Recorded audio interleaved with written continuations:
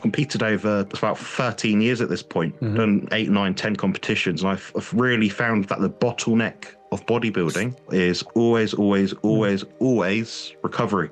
As we know, the carnivore diet, your recovery is insane. I can certainly get a lot out of my training and the recovery is so much better. Your sleep's better, everything in your body is just so much more efficient. And it's unbelievable when you actually look at yourself in a mirror day by day and you're thinking, I can see exactly where I'm going from point A to point B. Each intervention is very clear to spot because you're not holding that subcutaneous water, that excess inflammation that your body would otherwise have on a high carbohydrate diet.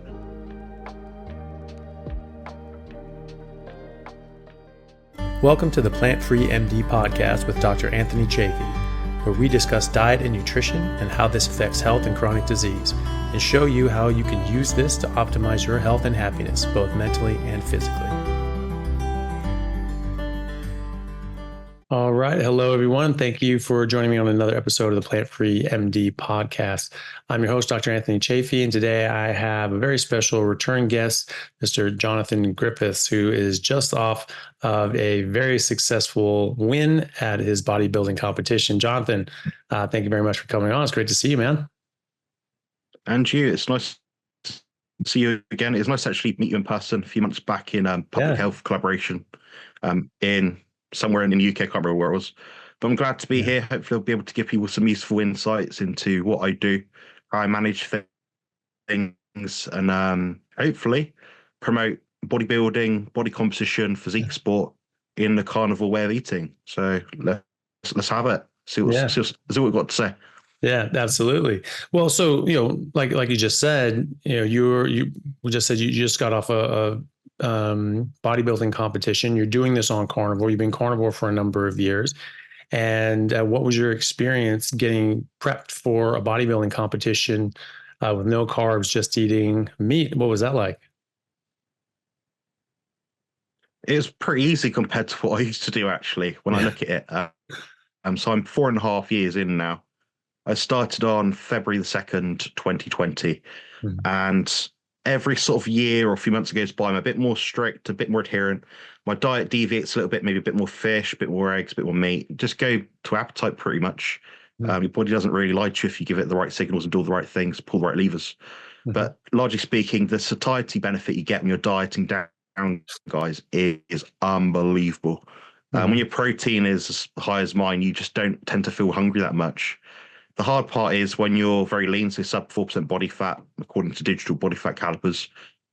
It's tough because no matter what you do, you feel like death. So I don't advocate for this thing, sort of bodybuilding thing for anyone.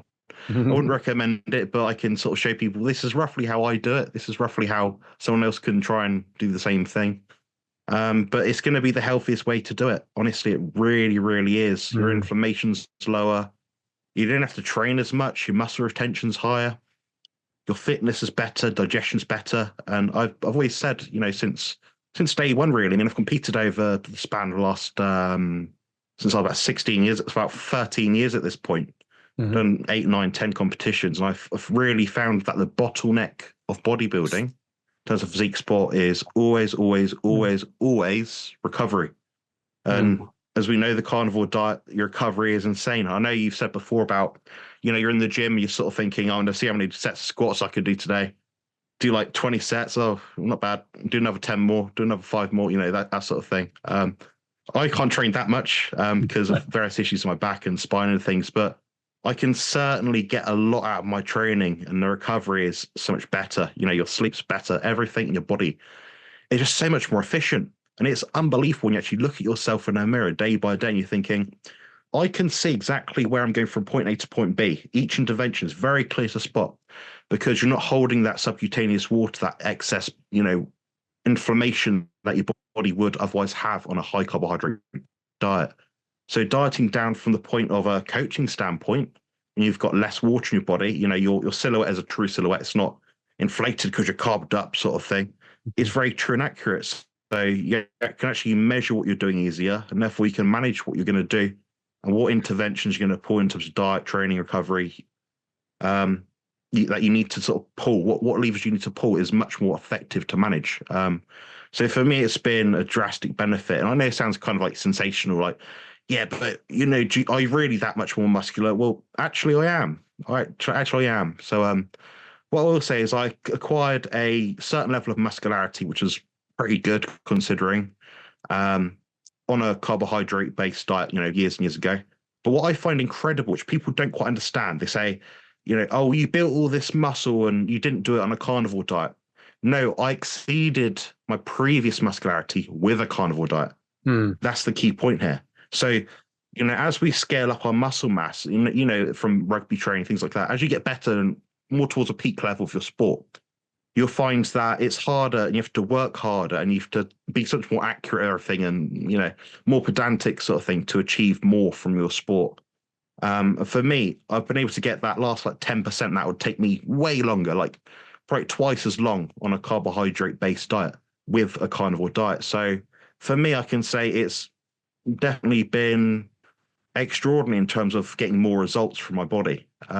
I deal with like a lot of inflammation because of my spine disease, hip issues, and chronic fatigue, autism, all those sort of things that I live with and have been diagnosed with. And it just made my life so much more easier to manage.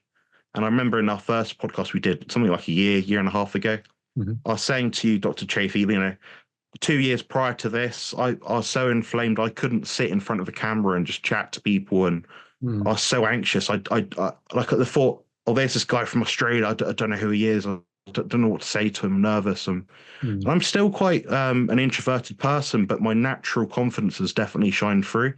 And that's evident the fact, I've built up my YouTube channel. Admittedly, it's not huge by any means. 10,000 odd subscribers at this point. Great though, man. But for a guy that's pretty much disabled, 10,000 subs.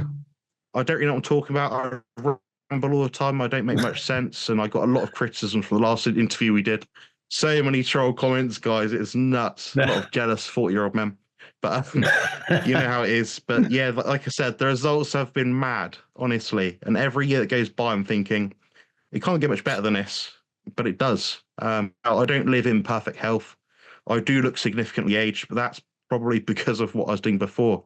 So now I'm at the point where I can sort of say, yeah, I might not have the longevity I might otherwise had I always been healthy and been born normal, quote unquote. But I can live my life in the best possible state that I can with the diet that I follow. So I'm grateful to people like yourself who have just provided me with all this information, Press K, Sean Baker, all these guys that have just made life so much easier and have given us really clear, accurate information. That's easy, helps us actually take a step forward in terms of our health span and lifespan. So yeah, I couldn't be more pleased, honestly. Yeah, good. And that's great to have that contrast too, because you were doing bodybuilding competitions in the traditional ways, and then you switched over and and so you can compare this to, you've done both, and you're saying like, this is a lot easier. I'm not inflamed all the time. I'm not all puffed up. I don't have to bulk up and then bulk up with all this carb weight and fat and muscle and muscle glycogen and intramuscular fat and water weight and all that stuff, and then try to lose all that garbage and then see what you're left over with. Like, oh, okay, so that's all the lean mass I got. Damn it wasn't as much as I was hoping for. Now all you're putting on is just lean body mass, and you're just getting bigger and bigger and bigger, and it doesn't go away again when you're cutting down. When you cut down, you're just cutting out fat. You're not cutting out the size or the bulk of your muscle bodies, because you don't have to deflate your muscle bodies with water or glycogen and intramuscular fat. It's just solid muscle. So it's great that you have that inside perspective that other people don't have. That's great.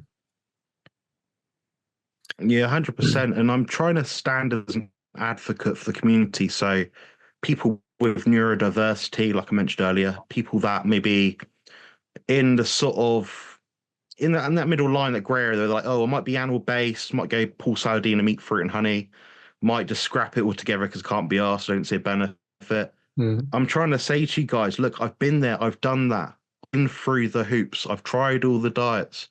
This diet is such a massive benefit to me. Honestly, the what I'm noticing more and more is with clients, like I coach, a handful of people at a time, they're getting so much quicker benefits because everything's so much easier to measure and therefore, manage. they're not dealing with binge eating and this sort of thing. All this sort of stuff just doesn't really happen. Now, what we'll typically see if we go to a bodybuilding convention or exhibition is the girls or guys will step off stage and they're like, everybody gets like, oh, we sell cookies and loaded donuts and all this crap. And you think, okay, this is a fitness convention selling donuts. Yeah. What?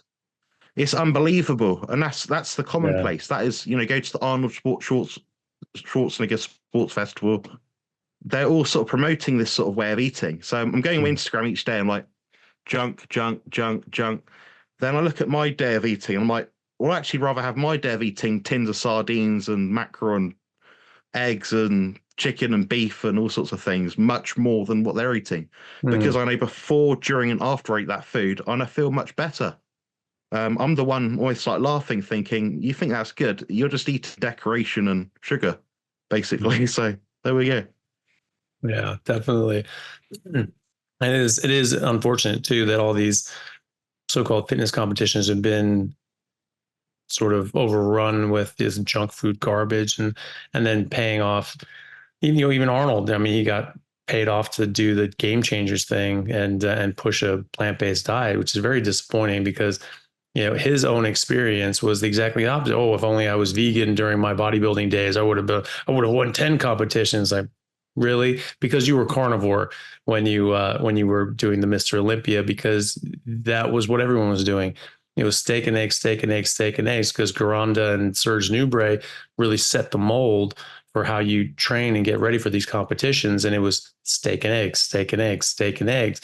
And his body idol was Serge Nubret, who ate 6 pounds of horse meat a day and was an absolute unit. I mean, that guy's got one of the best physiques of all time. And so, saying that, oh, it would have been so much better this other way, there's absolutely no basis for him to say that, apart from just money, which is unfortunate. And so, I mean, I guess, Whole Foods is better than the junk food and donuts, but not all that much better. I mean, it's just not proper nutrition. And it's sad to see, these very influential, very famous people pushing something that's bad for people. Yeah, I kind of blame it on like the brain fog and the inflammation. Guys like us, we're sort of following a carnivore diet. If you look at my channel, Dr. Chaffee's channel, we only promote things which are actually helpful to people. We're not putting out products that are just rubbish, oh, this is a product, this isn't a package, it's got 10 ingredients.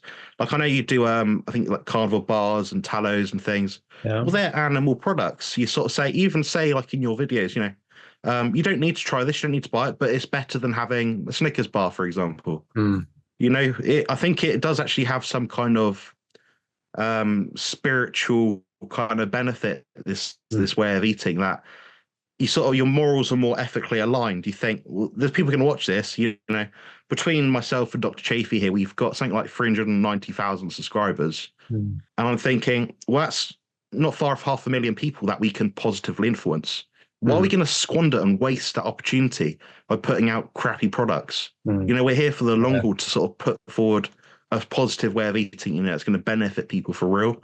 Because when we get emails from people, my life's changed because of this, I'm like, you're taken back, and it's so much more rewarding than like the odd 10% commission fee on your, I don't know, protein bar or something, whatever. Like, I'd rather take the, long term, I get to go to bed at night with a clear conscience. So yeah, definitely all for it. Yeah, well, that's the thing. I this isn't my day job. I'm very happy, seeing patients and doing surgeries and just being a doctor. This is just because it's important. I think it's important. I see it helping my patients and myself and my family and everybody that comes across it. And so I think it's important to get the message out there and to show people how to do this and do it in the right way so they can get the most health benefits out of it. And so if something's not gonna fall in line with that message, I'm just not interested in pushing it. And I'm very selective with, I only take sort of 2 main sponsors, that I do ads for, and that's because I don't want a whole bunch of ads on my videos. I don't want that to take away from the message. I do a 2-hour podcast, and it's got two 40-second ads in it. That's not all that much, and even then, I'm just like, no, no more than that, and because it's just like that's not what I'm here for. And so if it is going to be something, it's going to be something that I'm happy with. It actually adds to the message, like you said. And I'm sure you do as well. When your channel starts getting those numbers, you start getting emails from weird companies saying, "Hey, do you want to hawk this supplement or these organ tablets or this and the other?" And it's just like, yeah, no, not really, and or cholesterol lowering products. Oh, really? They sent me this. Yeah. You're sending it to the wrong guy. They sent it all the way from Australia. I'm like, oh, right, okay, send it. Right. I'm like, I'm shocked because I'm like, do you think that I'm going to promote something to lower something your body is creating to help you? Yeah. Absolutely not. Yeah. Well, it's probably true. They're like, well, you're on this carnivore diet, so I'm sure your cholesterol's through the roof. So you can definitely get behind this. And like, the whole premise is that it's not bad for you. And that's what we're going on. Oh, that's funny though. But yeah, so you get these people offering you whatever, and it's just like, and YouTube has a thing now where they just pop up like, oh, a new sponsor wants to do something with you, and I just have no interest, and then I'll just do it's really easy, like a couple minutes to sit down in front of a camera and just say, hey, here's this supplement, and here's these organ supplements, or this vitamin thing, or whatever, and you get like $1,000, couple $1,000 just to make a 30-second 2-minute video, and then you run it for 30 days, and then you can put it on private for 6 months, and then take it off. It's nothing, I mean, that would fly right under the radar of people. And it's just like, I have no interest, absolutely no interest. I'm not going to promote something that I don't believe in, and I don't really want to promote many things anyway. But if it's something that adds to the message, great. Carnivore Bar, I love what they're doing. They're doing this in order to have a product out there that people can have on the go, that can replace military rations. That was the whole idea behind it in the first place, was that this is something that we could give to our troops in the military, and they actually have real nutrition out in the field instead of these really garbage rations that they give out. And so that's something I can get behind, and yeah. And so, that's fine. But if it's something else, there's no need for it. Like, I have a day job. I'm happy with that. And I'm not looking for a career change. Yeah, completely agree. Should we crack on and talk about diet and stuff? Because people are going to complain in the comments and say, oh, you've not told me what his diet or training is like. Yeah. God forbid.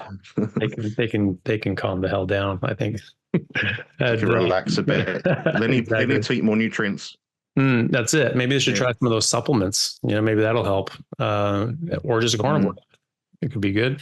But yeah, so as far as your fitness, your competition prep was concerned, was there any change from what you did, and especially leading up to the competition? That's something that a lot of people ask. Well, how do I get that super lean, unhealthy, low body fat physique leading up to a competition? How was that for you? Hey guys, just want to take a second to thank our sponsor, Carnivore Bar. I don't promote many products because honestly, all you need to be healthy is to just eat meat. For those times that you're out hiking, road tripping, or stuck at work and you want a nutritious snack that is just meat, fat, and salt if you want it, the Carnivore Bar is a great option.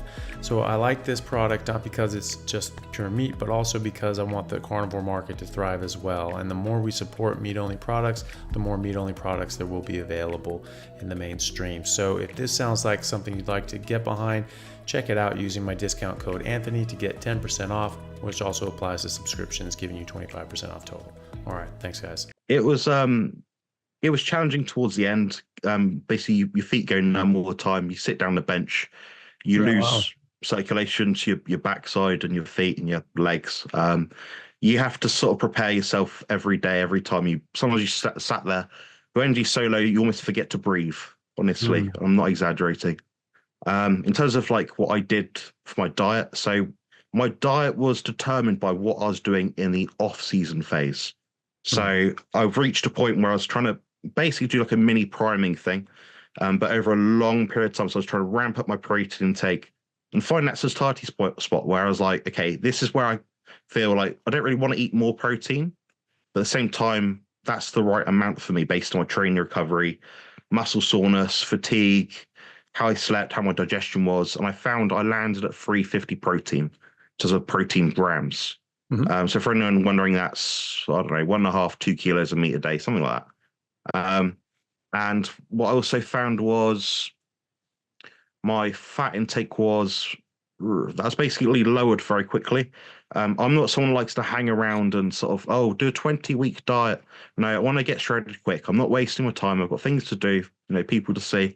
And I don't really want to be on like 210, 205, So I basically just dropped it right down because I knew I could do that based on my previous experience. I've competed as a carnivore before. This time is way more effective. And my fat, sorry, was 120 grams. So protein 350, fat Oh, 120, and it never changed from the last 3 to 4 months. So yeah. I Wow. never adjusted those macros. The only thing that I did do though was based on check-ins with my coach, Marty Rice, is that we included some refeed days. So as that competition approached, my body become more tired, drained, body fat levels get lower. Your leptin needs a bit of a reset effectively. So your metabolic rate will start to it starts to dwindle a little bit. Your body slows down, your respiration rate slows down. You can't train that hard. Your training volume has to go down a bit. Intensity sometimes has to drop off, but I try to keep it as high as possible for as long as possible. Then all I do is look at the check-in photos week 1 to week 2. Oh, you look very flat this week. Your training performance has gone down. And flat basic embodiment means if you've not eaten or you're on a fast for like 3 days, you know what it's like to feel flat. Your muscles just start going to pop to them. Like right now, I'm not flat. You can see like, I've got solid full muscles because I'm fed. I'm not in a cutting phase, so to speak, right now. Now, when you're flat, basically, your performance does go to crap. Honestly, it goes to crap really quickly. So every roughly 7 to 10 days, sometimes 2 weeks, I'd have a refeed day, and it'd be a Saturday or a Sunday, just because that's when it works out well. And that'd be something like plus 50 or plus 70 grams of fat. So what you find is when you eat that food, your body picks up a bit, you get a bit more fullness in the muscles, and the 1 or 2, maybe 3 days training sessions after that picks up a little bit because you've got more energy, muscle glycogen, that sort of thing. Then it allows you to sort of keep pushing down. So basically sort of ramping down a bit, too low, up a bit, down a bit. So it ends up being like a little step every time. So you're just trying to like gradually lose body fat over time. What I did do, now I'm quite limited in terms of my output, what I can do. So my training style is high intensity, very low volume, 3 to 4 sessions per week. What I did was just use steps mostly as my lever to drop body fat. So that means I'm outside, guys, not inside staring at the wall or looking at my phone on treadmill. I'm outside in the sun, ideally. Mhm. And I'm just going for a walk with the dog, just, tracking my phone. And say 1 week it's like, okay, say my baseline's 3,000 steps a day. I'm not very active. My body is wrecked. I can't do 20,000 steps. It's not going to work. I'll be in bed for like a month. So I'd increase it by maybe 500 for that week. So 3,500, 4,000, 5,000, this sort of thing. Over time, gradually, then that's how I got into shape. I just increased my output just through walking, basically. Then I think when it got to the point where I was about 7 to 8 weeks out, we added in 10 minutes of cardio. So for me, cardio is like a slow plod on the treadmill after the gym. Just because Mhm. I'm already doing cycling to and from the gym, it's just a way to sort of add it on somewhere. And it was either elliptical trainer, cross trainer, or just incline walk. Very, very slow stuff. I can't be, treading hard on things and destroying my body. And that was 10 minutes every few weeks, as needed, as required when body fat loss slowed down a bit. Add in 5 minutes, would run that for a week. Pictures, improvement here and here, less fat in the glutes, good. Don't need to change anything. Okay, run the same program. So it's very methodical approach. Every intervention was carefully thought out by myself and my coach. And I got into shape effectively doing that. What was interesting is I looked at my chronometer because I'm nuts. I track everything. I've track my diet macros like 10 years now. Not a requirement, guys. If you're out there and watching thinking, oh, I need to track everything. No, but if you want to get shredded, it does make life a lot easier because like I keep saying, what can be measured can be managed. And my calories, a measurement of heat, guys, not a measurement of food intake once it's been taken in by the body at all. But if you looked at the calorie amount, just a broad overarching number to compare protein, carbs, and fats combined to make a number, they actually were pretty steady throughout. But I went from 110 kilos, roughly, maybe 110, 111 kilos, down to 91 kilos on show day. Wow. And that was without dropping calories. There was no, zero fat days or anything like that at all. And I can probably show you on my phone if I can find it. Maybe, I don't know, but I'll share it with Dr. Chaffee on the system if I can. But yeah, basically what I found was my calorie intake was something of a magnitude of like, okay, here we go. You probably can't see, but I can share this either after. But you can see that green line basically means that's my weight. So you can see the weight's obviously gone down. Apologies, it's blurred out. It's part of the Zoom thing. The orange thing is the supposed calorie amount. Yeah, right. So calories in, calories out, debunked straight away. So your body's a biological dynamic system is the terminology that I use. So people out there thinking, oh, I burn this many calories per day. It's up and down all the time, guys. If you get a bad night's sleep, that will negatively impact your training performance, which will negatively impact your energy balance. Mm-hmm. So it doesn't compute, it doesn't work, basically. So what I'm looking at with my diet is how do I get the most bang for my buck in terms of what I eat? How do I train in a way that's going to give me the most benefit with a minimal effective dose without overstraining, overburdening, and inflaming my body? Then also, how am I going to find ways to recover better and better and better? So I've got red light therapy panels, I've got blue light blocking glasses when it's dark. My screens all go red all the time. So I'm autistic. I live with sensory overload. So that's the thing I have to more carefully manage than most people. Getting a good solid night's sleep, good pillows, good mattresses, grounding sheets. I'm grounded for like 95% of the day. Every biohack you can possibly use, especially when you're getting lean, it's going to be really helpful. But you're not going to see the benefit overnight. It's when you sort of compare and contrast what I was doing 3 years prior on a carnivore diet and competing to versus now. I can see all these things have much more interplay in terms of benefiting recovery and therefore improve my training performance. As we know, if we can maintain training performance, we actually improve our look, our physique. So if we're, say, lifting 100 kilos, towards the end of prep, if you're going down and dropping to like 60 kilos, chances are you probably dropped a bit of muscle. But how are you going to retain that muscle tissue? It's going to be through maintaining your training. So the model of, eat less, move more simply doesn't work. It works in an effect, but when you're getting very, very lean, you're not going to be recovering if you're dropping your food intake by half of baseline amount because your body will slow down and account for the fact that you've just halved your intake. So it's a very nuanced kind of thing to discuss, but that was the diet side of it. I'm happy to go over the training if you'd like, roughly what I'm doing. Yeah, definitely. What's your training? Because the thing is too, is that what you sort of mentioned and alluded to that people may not understand that you've actually had very serious and extensive back surgery. And so obviously, most doctors would probably tell you you're never squatting again. You're never putting back loaded, loading through your axial loading through your spine ever again. That's probably not a good idea. So how was that for you? And what was take us through your lifting routine? Yeah, so what I do typically, and I've done this for most of my training career, is mostly resistance machines. So not free weights, basically. So for example, rather than doing a barbell squat, I'll do a hack squat. In that my lower back is pressed against something, therefore the axial loading is reduced, obviously, because my lower back's against something, my upper back's against something.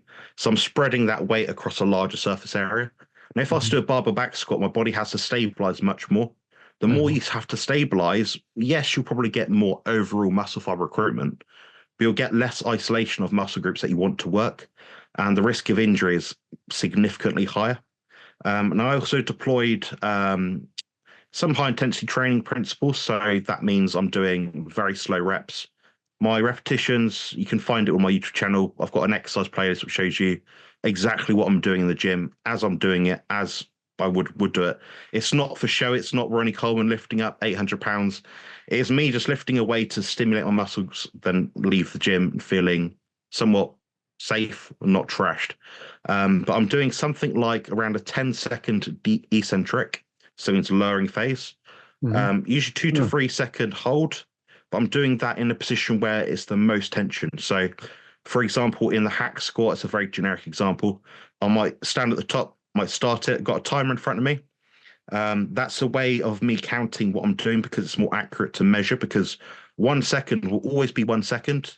Whereas if I say to Dr. Chaffee, I'm doing 10 reps, well, 10 reps of what? 10 reps of 1 second or 10 reps of 40 seconds? I Mhm. could be doing 10 seconds of exercise, or I could be doing minutes or hours. So the seconds don't lie, guys. So that's why I'm using that. And for me, as someone's trying to be especially safe, I do find much, much, much more benefit. Now they did a study which was quite a few years back. You can probably find it online or chat GPT and ask it to tell you who the author was. I can't remember. But basically, it was 1 second reps, 4 second reps, and 10 second reps. And they found that the muscle growth by the end of it all, after a period of, I think it was 3 months, was the same. So Mhm. doing explosive reps doesn't cause more muscle growth. It's a bit of a maybe a misnomer. It's like a typical bro sort of thing, like lift explosively, then lower it slowly. But that everyone's been saying that for so many years, but no one's actually looked at the research that we do have.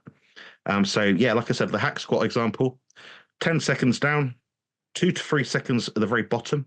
But that's where I know, okay, my lower back is not extended in a certain way. I've not got too much flexion or extension. I know that's a safe position. So I'm going to hold that there and use my quads to activate and push up the weight. I go back up, it'll take about 10 seconds. So largely speaking, I'm recommending to most people about a 5, 2, and 5 second cadence with the 2 second isometric or static hold being the most difficult part of the movement. So that Mhm. way you can control the rep and you're not using any inertia. Now, this is specific to bodybuilding, guys. It's not like powerlifting. If I was a power lifter, I wouldn't be timing anything. I just want to get that weight up. But for me, it's not feasible to do anything heavy. I mean, I'm doing like 2 plates per side in a hack squat with a band to make it safer at the very bottom position where my lower back could be compromised. Mhm. And that's been really, really effective. But if anyone wants to know like my sets, reps, and what I'm doing, I tend to train on alternate days. So that lands me somewhere around about 3.5 sessions per week or 3 1 week for the next. I do not like training back-to-back days personally, just because the intensity level of what I do in the gym is at technical muscular failure or beyond. So usually that means, for example, you lift until you can't lift safely anymore without using some inertia or cheating it up, basically like a bicep curl like that. Um, Concentric muscular failure means you can't push it anymore and it just gets stuck. When you can't push it anymore, when you can't hold it anymore, that's isometric failure. Then when you can't push it anymore, can't hold it anymore, and can't lower it down any slower because it will crush you, that's eccentric failure. So each degree of failure will result in a greater degree and magnitude of intensity and therefore a greater, more deleterious impact and effect on your training recovery. So the idea is you have to get in there and find out, based on experience. I can't tell people what to do. How far along that line in terms of training intensity you have to go to get the result. Now, some people use the model of high reps or high volume and do 45 sets per week. Problem is, once you get to 45 sets per week, what do? You're stuck. Then you end up spending hours in the gym under blue light. That's going to negatively impact your cortisol levels, as it was a massive overburden and stress to your body. And therefore, you're spending 4 hours in the gym, like Dr. Chaffee does sometimes, or used to. And for people like me that are particularly light sensitive, it's not going to be helpful. So I tried to be in and out as quickly as possible. So I don't want to be in the gym for hours. It just drains my soul. Yeah, so 3 to 4 sessions per week, 5 to 10 seconds either way up and down, 2 to 3 seconds hold. In terms of total volume, so everything that I do in one session will be between about 6 and 10 total sets. Now, none of my sets require any warm-ups, because when it's taking you 20 seconds to your first rep, you don't need to do a warm-up because you spent 20 seconds warming up. Then what you actually find is I'm doing something between about, on average, between maybe 4 and 8, maybe 9 reps. But that's going to take me sometimes 2 minutes to perform. Some of my sets are even 2.5 minutes. But what you'll see is that last 30 seconds where I'm doing that last rep, it will take me like half a minute to do it, because I'm like shaking. Like if I'm doing a leg extension, like trying to bring it up, and it's just not moving. It's not moving. It's not moving. So that's the point where I know, okay, I can either overburden myself and do drop sets, rest pause sets, forced reps, these sort of things, but that will negatively impact my recovery. So you need to find out where your recovery is at, how many sets you need to do, how frequently you need to train, how your muscle soreness is, what your appetite's doing, how well you sleep at night, and check your logbook to make sure that when you're looking back at your training parameters, you're looking back at your training metrics. So, for example, the 100-kilo squat, what have you. Are you progressing from session to session or not? And if you're not making somewhat steady progression, whether that be over a 6-month period or 2-week period, you're probably not building more muscle, because we know that strength is probably the best indicator that we're gaining muscle in terms of bodybuilding. So that's what I'm looking at. And that's my training philosophy in a nutshell, basically. Yeah, nice. Yeah, I like that idea with the slower reps. You know, you're putting much less load on the joints in your back, and you know, if people are dealing with injuries, that's a very good option for people to have. I know there's a lot of trainers, you know, going back decades, that really like that really slow sort of movement. And yeah, like you said, the you know, the studies, and there have been numerous ones that you can do fast reps, slow reps. You can do high weight, low reps, or low weight, high reps, and things like that. But as long as you're going to failure, you're going to temporary muscle fatigue. It all works. Yeah, exactly. It all works. And so that's the key, is just going to failure, going to fatigue. And if you're doing that with a lighter weight and slower, more controlled reps, you're more likely to be in control at that point of failure and not hurt yourself, which is always good, especially for people that are starting out, but also when people are you know, have a lot of weight that they're pushing around, and that can hurt you. And so yeah, I like that.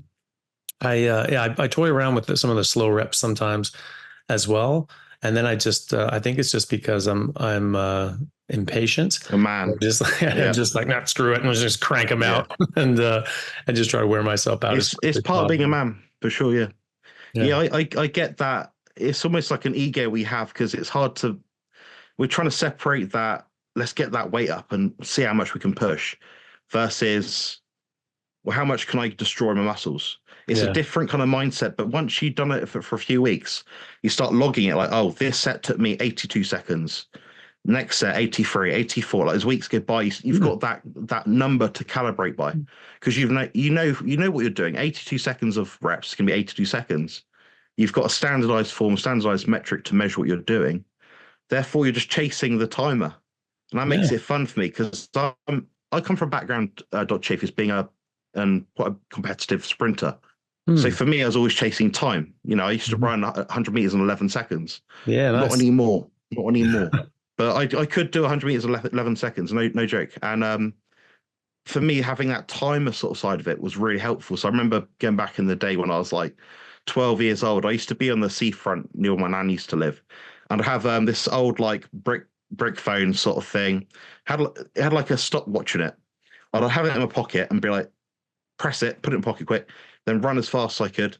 I'd go from lamppost to lamppost, and I'd just time it. And I was doing that over and over again, like doing like wind sprints, because I was doing it like 9 o'clock at night, because I had to basically sneak out the house to do it, because a lot of people didn't like me going out on my own sort of thing, because my brother wouldn't always go with me. He's out of friends, you know, he's 6 years older than me, so with friends, you know, at that age sort of thing. He's about 18 at the time, so yeah, it's not going to be easy for him to sort of keep an eye on me sort of thing. But I used to sneak out the house just to do activity, and I was like, I'm gonna bloody win sports day. And I always won sports day, the sprints and all that sort of thing, because I put the time into it, the dedication.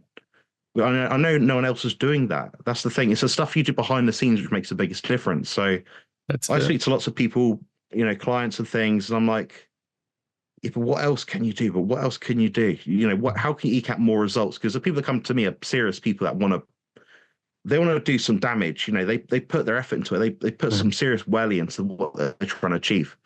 Mhm. So when they come to me, I'm like, okay, what have I done that you could try? We're always trying to sort of hack our way through and find ways to do things better. So as a bodybuilder, if you're a bit neurotic like me, a bit over obsessed, overzealous, then the timing stuff really does work. And I suggest people try it out for a few weeks, honestly. Yeah, definitely. That's the other thing you talked about, muscles being flat and bulked up and things like that. I heard that, some bodybuilders, when they obviously in their cutting phase, they're basically just eating just very lean protein, cutting down all their macros and things like that. But then like one thing that they would do is they would, like the night before the competition, they would have more carbs and things like that, and what, and that would sort of plump up the muscles with glycogen and things like that. Is that something that you did yourself, or you dabbled with, or you just did you have anything like on competition day or the day before that you changed, or is it just the same exact routine straight into competition? Hey everyone, really happy to announce a new sponsor for the show and for everybody down in Australia, Stockman Steaks, who are delivering high quality grass fed and finished pasture raised beef and other meats, flash frozen and vacuum sealed to your door, something that I've been enjoying a lot of myself recently as well. They also have a great range of specialty items such as high fat keto mince and carnivore beef and organs mince with liver, kidneys, and beef heart as well. So use code Chaffee today for a free order of beef mince or another specialty gift along with your order at stockmansteaks.com.au, and I'll see you over there. Thanks, guys. I get asked this question a lot. I'll say, largely speaking, most people that ask me about carb loading, Mm, that's what they're pretty much talking about. They're not in a position to do it. They're not lean mm, enough to make a difference. mm, If you upset your gut microbiome, you add in a food that you haven't been eating for the 3 weeks prior. I think it's like a 3 week period where you can sort of keep food in. So some people I know I actually consult with, and they like to have a bowl of fruit on a Sunday with their mum or something. I don't know, whatever. I'll mm, say, okay, you're going to have that each week on a Sunday with your mum. Then move on to the next thing. Next meal, carnivore, what have you. Now, when you start doing these things where you strict carnivore lion diet for 6 months, bodybuilding show 1 week later, okay, I'm going to add in 1,000 grams of carb. That's daft. Don't do it, guys. mm. Your gut microbiome is not built to withstand that sort of change that quick. And for what I did in this carnivore bodybuilding contest prep was fat loading. So we used the prior weeks as data. So I knew, okay, if 70 grams of fat gave me this result on between day one and day two, I knew that that was going to give me the benefit in terms of fullness that I needed. I'm someone that doesn't really go flat, and it takes me a long time to go flat, if that makes sense. Mm. Which shocked my coach. He's not a carnivore coach by any means. He's more of a carb-centric model of bodybuilding. He's like, "You're very full." I'm like, "Yeah, I've not eaten carbs in, well, exogenous significant source of carbs for a long time." Mm. And he was like, "That's weird. Oh, it must be the triglycerides, right?" Or your body can transmute fat into glycogen downstream if Mhm. you let it, and if you eat enough protein. So there is something called gluconeogenesis, Yeah. which guys can Google if you don't know about it. I know Dr. Chaffee obviously knows, but your body is built to withstand these low carbohydrate, low insulin states without any issue at all. Um, yeah, so that was basically what I did. So my competition was on Sunday, and I knew roughly I'd be on stage somewhere between about 11 and 12 o'clock, give or take. So what I did was I made sure my training was always before that time. So the time I'd get a pump in the gym, build myself up sort of thing, would be the same time roughly that I'd be on stage performing. So my training timing was actually specific. It specifies because I knew at that time of day, okay, I've had that much water, that much salt, roughly, give or take, this much protein, this much fat, this many meals. This is the result that's going to give me at this time of day. So that's what I was priming myself for. Yeah. Then what I did basically was with the information I had from prior weeks, I believe it was Thursday we did the higher day, so I added 100 grams of fat. Friday, I believe we added 70 or 75 grams of fat. Saturday was my normal diet day. So if I had any digestive upset or issues from that prior, it would fade away basically. And also at that point, I was also on a bit of a deload, which means you're not training too much. You're just going to the gym, just moving weight. You're in a point where when you're that low body fat, you can easily get injured. So you're basically reducing your output, reducing systemic inflammation, letting the food do its job to fill you back up. So you're not depleting more because you're eating more. You're trying to actually just let your levels go up in terms of your muscle glycogen. And by the time Sunday hit, I was in the best peak condition I could possibly be in. Now, what did I use before the show? Did I use any magical, prescription drugs to dry out? I took, I believe, 2 dandelion root extract capsules, which was very effective. But for me, because I wasn't holding much water at all, you don't really hold water when you're on a kind of risk ketogenic sort of style diet. It did a bit, but I'd say I started to feel a bit headachy. So that tells me for next time I compete, maybe just do 1 capsule. I felt quite dehydrated. And when you're too dehydrated, obviously you lose water, you start expelling more water through that sort of diuretic effect. Then you start to become flat. So you need the glycogen side of it. So it means more fat. You need the hydration side of it. So more sodium and also more water. So we didn't taper off water or anything like that. We just made sure that I drank enough on show day that I wasn't thirsty, but not so much that I'd be distended, impact digestion, bloated, or anything like that. Just enough to sort of get me through, really. But that's effectively my peak week. But that specifies to me. Someone else could try the same thing, and it could backfire. But there's no way to know unless you do the data analysis yourself.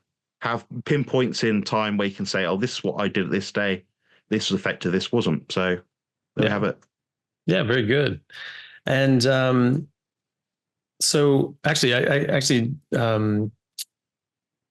hopping back to what you mentioned before, is just something you mentioned briefly, but you're grounding almost 90% of the day, and you have a grounding sheet in your bed. It's not something I've looked into all that much. The stuff I've looked at is actually very interesting and very, intriguing as to the benefits of grounding. But what has your experience been with that? Getting that, it's one thing to just go out and walk barefoot around on your lawn or something like that, or walk in a park. And obviously it's a bigger investment to buy something for your bed, the grounding mat. What have you noticed just adding in the grounding side of things? I think it's not something which you're going to notice a benefit from comparing yourself week to week. Okay. I think it's more of a longitudinal thing which you notice if you compare twins, twin A, twin B. This guy's grounded 100% time, this guy's grounded 10% time. Okay, maybe you could draw a conclusion and say, oh, this guy's got more plaque in their arteries and better cardiovascular health. I don't think you can easily measure it, and that's part of the problem with the grounding itself. But mechanistically, we do understand there's hard science on it. It will reduce inflammation. I believe it does. Don't quote me on this, so someone will have to do the research and find out for themselves the number itself. But I believe it reduces the viscosity of the blood by a factor of 3 or 4, something like that. And I was quite shocked to hear it, because 3 or 4 times less thickness of your blood is quite significant. Imagine you're doing that all the time. Yeah, it's only going to benefit you, in my opinion. So, I mean, for me, my investment, I'm somewhat disabled, I guess. I don't have a ton of money, but I could still afford it. So, for example, my grounding mat, grounding pillow combined are about 60 British pounds. So maybe 80 American US dollars. So it's quite affordable. And it's not something you just have, then you've got it for a week, you chuck it away. You can use these things for, I don't know, a year, 2 years, until they turn to rags, basically. And they'll do the job. And if you don't want to do that, guys, what you can do is you can actually get, just be careful with this one. You can get like a clip-on bracelet, some sort of copper bracelet, I don't know, some sort of conducting material, maybe around your ankle or something, or your toe, I don't know. Or even just put a bit of metal behind you on your back when you're asleep, like a flat sheet.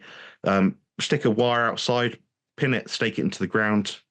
And there you go, you're grounded, done.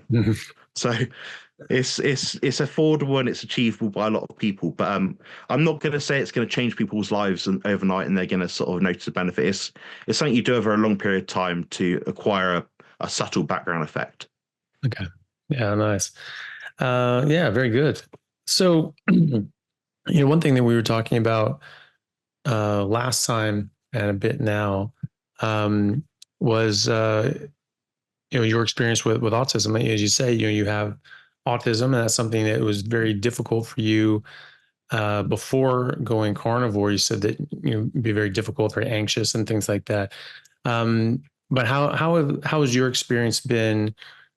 With going carnivore. Obviously, you were bodybuilding before that, so you're still able to get the job done. But what has your experience has been now, and how has that been going? Have you seen progress from going on a ketogenic carnivore diet? But also, it's been 4.5 years now. Have you seen an improvement subsequently, since those 4.5 years? Has that improved, or has you sort of got to a point where it's like, yeah, it's gotten a lot better and it's been pretty stable since then? Or what has your experience been with that?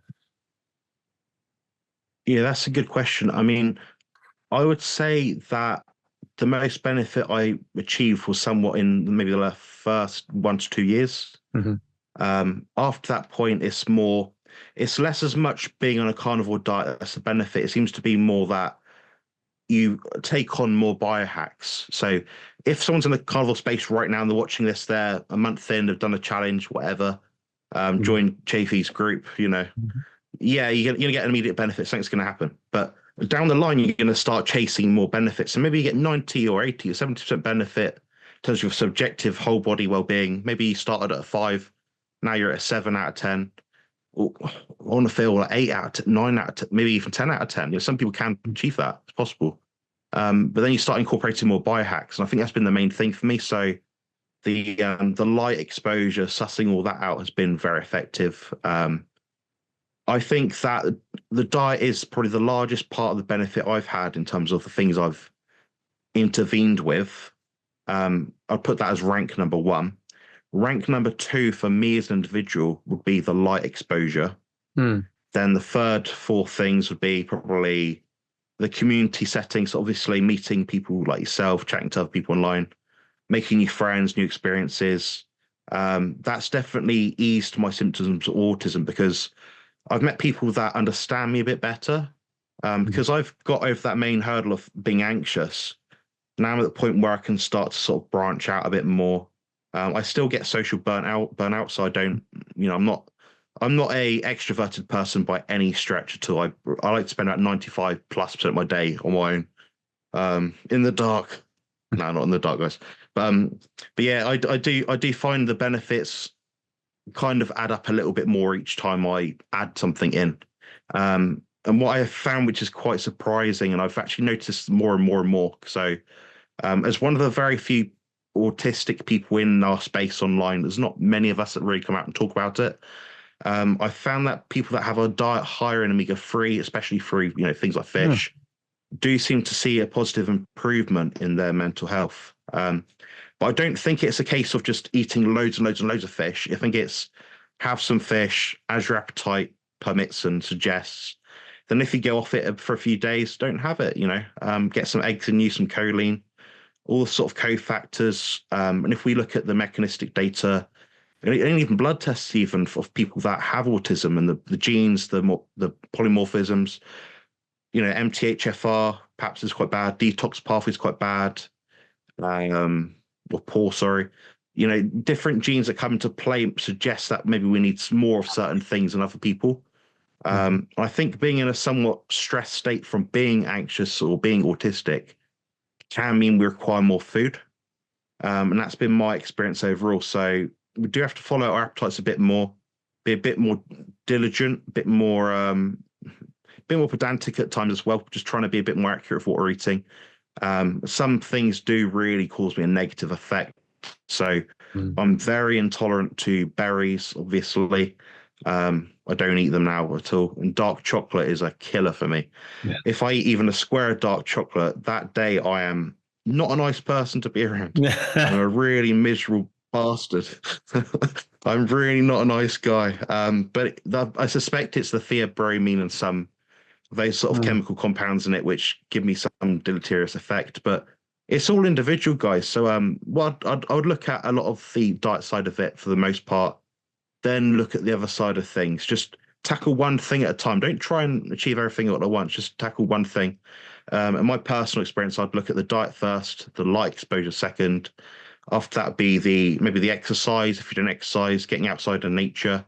Then also the social side of things as well. So tying it all together, meeting like-minded people, just learning as well, and following your passions is quite important to me as well. So I spend probably about a third of my time researching, listening to podcasts like Dr. Chaffee's and stuff like that. I'm an information whore, basically. I always want more information. Yeah, nice. Yeah, finding your passions is super important. So hopefully there's some young guy out there that's like, I want to go to the gym and I want to, follow carnivore diet, feel better, not be anxious anymore, not be depressed. They can follow along my stuff, follow along my journey. I'd speak very candidly about it on my channel. I don't hold back. I'm very straight talking, very straightforward. I'm honest with people. Just try to give people some insights into all that. But the diet side of things is definitely a key. Yeah.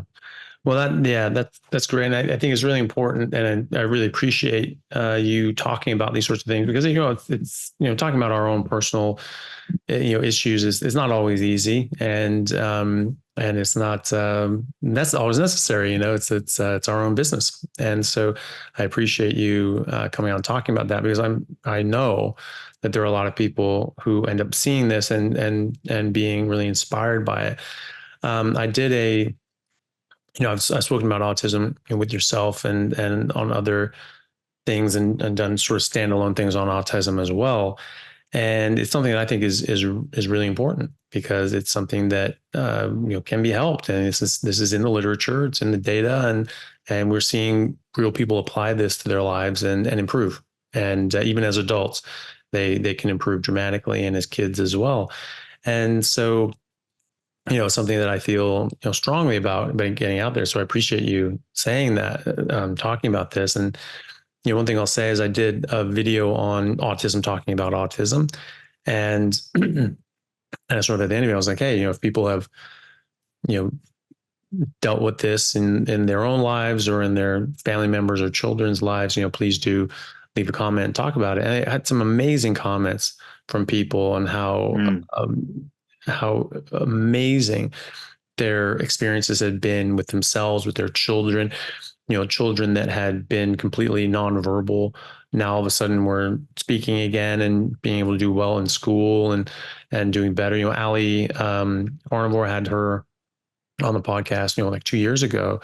And I met her at KetoCon like 3 years ago, or 2 years ago. And, but it's 3 KetoCons ago now.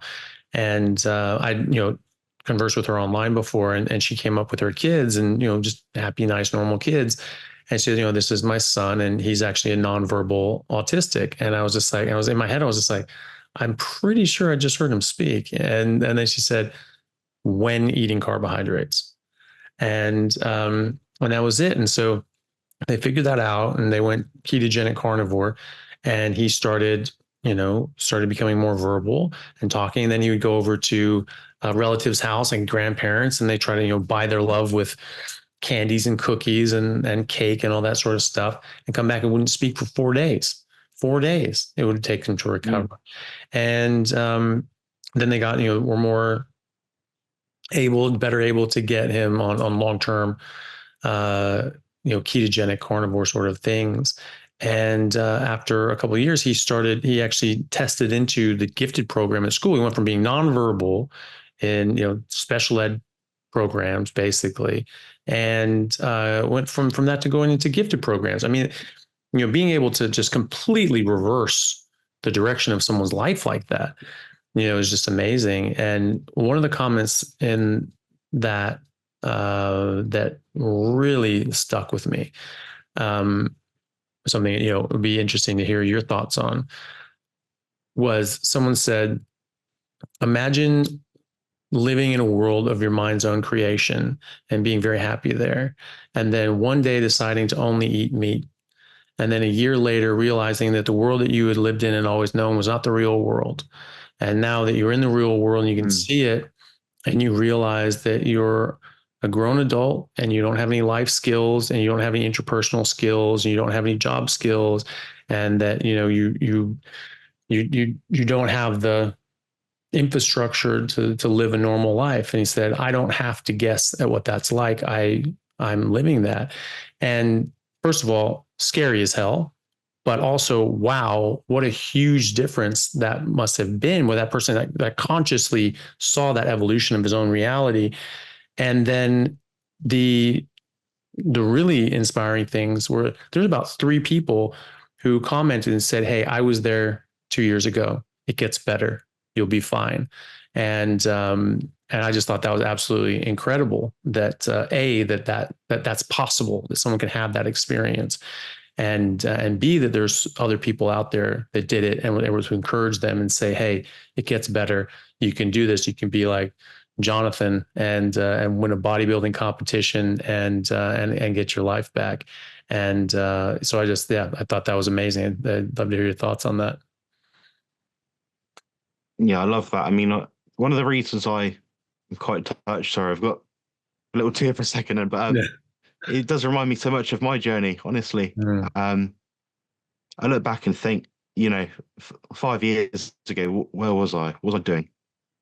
What could I be doing now if it wasn't for this way of eating and, coming across people's videos and stuff like that online? And I'm like, I could be somewhere very, very bad right now. Honestly, I can't stress it enough. And I'm part of the reason why I make all these videos, like baby Jonathan, Mm. the guy, there'll be guys out there watching us thinking like, oh, this is a load of crap. Honestly, it's not. Mm. It's there's nothing better for it. And we see like in the data of like the ketogenic diets at least, with metabolic psychiatry, things like that. Dr. Rachel Brown, people like that, Dr. Georgia Ede, that are talking about these sort of things. And these people are in real life practice and are seeing changes which would otherwise not be apparent if it wasn't for this way of eating. It just doesn't happen, because I never realized anything wrong with me, Mm. wrong. Now I look at myself in a different light. And having that diagnosis when I was an adult, when I was older, was quite shocking. Mm. Because you don't, although you kind of feel like you're a bit different, you're a bit of an outcast, black sheep. You see that other side of it. So you make the change, you experience the change. You're back on the other side, and you look back and think, baby Jonathan, not he wouldn't be alive right now. Mm. So I can see that for sure. But yeah, I just hate people watch this in full and they sort of understand that it's not at the end of everything. You'll look back and almost laugh at yourself thinking, baby Josh, baby Lily, or whatever your name happens to be, there's light at the end of the tunnel, as cliche as it sounds. You just have to get there and make that change like now. Or yesterday even, before you even watch this. And if you're on that fence, get off that fence. Get on the side of us, real positive, like-minded people that are trying to, put out good content to help you. So people like baby Jonathan that would probably not exist right now, that were, Mm. undiagnosed, struggling in life, dealing with, just all these inner demons and like stress and torment. A lot of it's placed upon yourself because you don't fit in. But once you've realized that and you come out the other side, honestly, the benefits just begin to add up more and more and more. And what I say to people a lot is to make like a gingerbread man picture of yourself, like a skeleton or a body or something, and write down how you feel out of 10, head to toe. Maybe say, oh, head, depressed, brain fog, tired, anxious, no friends, miserable, no social circle. Oh, knees sore, oh, but backaches, this sort of thing. Go through your whole body, do a score out of 10, then do it again like a week later on the carnivore diet, and do it again a week later, then a week later. You'll start to see that trend begin to pick up. So I'm still looking at this trend myself. I'm the most self-critical person you could ever imagine. Mm. And part of the reason why I probably do bodybuilding is because it takes away that constant self-evaluation, because it gives me something different to outvalue that isn't relative to my inner self. Yeah, always check yourself, reevaluate who you are as a person, see what benefits you can get. Because some of you guys out there will be absolutely shocked what you can achieve if you just get out of your own way, eat the right diet, try these biohacks that we talked about in this discussion. And there's lots of people out there that do want to help you. I mean, I'm looking through Dr. Chaffee's comment section sometimes, I can't keep up with the comments I get, and I'm like swarmed by it. I get 200 to 300 notifications every day, Yeah. and I'm sure Dr. Chaffee's getting thousands every day. Mm. But he makes the effort to go through and talk to real people with him, his real self. It's him answering these questions, guys. Mm. And he's being professional about it, and he's putting his best foot forward. And he's doing it for people like, I know Dr. Chaffee has a relative that lives with autism. I know he's doing it partly for people like that are almost shrouded in this like hidden cupboard in the corner, being ignored, not being shown these things, not being found, these things being found online. So the more we talk about it, so if you're watching this now and you're, say, living with autism, you've got a mobile phone, you can talk on a camera, you've been on this way of eating for 2 years, get on the show, talk to Dr. Chaffee, send me a message, an email, Yeah, definitely. we'd like to discuss it. We'd like to find out what you can do and what you've achieved, because it does inspire, it does get out to more people over time. Yeah, yeah, definitely. And I really, love seeing those stories of people, defying the odds and really changing their lives in ways that, the society and medical science is adamant that cannot be done. And yet we're doing it, and you're doing it and you've done it. Yeah. And so I really appreciate your example to everybody else. And I hope that people do reach out to you and to me, and we can keep getting people's stories out there to help encouraging others as well. And Absolutely. you better go on track. So Jonathan, thank you so much for that. That was absolutely fantastic. It was a pleasure to see you again. Thank you so much for your time and your insights today. I really appreciate it. So thank you. Take care. No. So where can people find you and follow you, your YouTube channel, Instagram, things like that? Where do we find you, buddy? Sure. So my YouTube channel is Carnivore Muscle. I'll just bring up my logo quickly. I've not actually should be wearing a bit. It's the hottest day of the year. Yeah, it's you'll find me there. Balmy 15 degrees. I've got like 10 of it. I only wear these now. I'm not. Yeah. It's hot, guys. Yeah. So Carnivore Muscle on YouTube, Carnivore Muscle on Instagram, and my website is compositionconsultant.com. That's just my website. Coaching plans, ebooks, free books.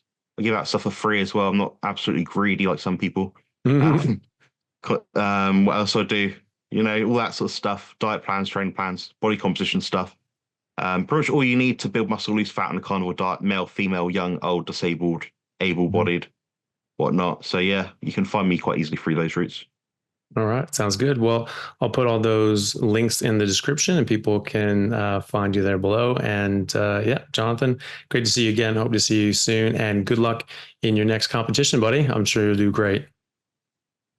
Thank you. I'm going to try and make the community proud and get some more pro athletes out there. Nah, you've already done that, buddy. And I'm sure you'll keep doing it. So thanks, man. We'll see you next time. And thank you, everybody, for joining me. Hopefully you found that helpful. If you like that, please hit like and subscribe. Go over to Jonathan's channel and subscribe to him as well to see more of his content. And if you know someone who's getting ready for a fitness competition and thinking about the carnivore diet, or has someone that has autism or has a family member with autism, please do send this over to them as well so they can take a look and see what they think. Thank you all very much, and we'll see you next time. Hey guys, thank you very much for taking the time out to listen to what I had to say. If you like it, then please like and subscribe to my YouTube channel and podcast. And if you're on YouTube, then please hit that little bell and subscribe, and that'll let you know anytime I have a new video out, which should be every week, if not more. And if you could share this with your friends, that would help me get the word out and let me know that you like what I'm doing. Thanks again, guys.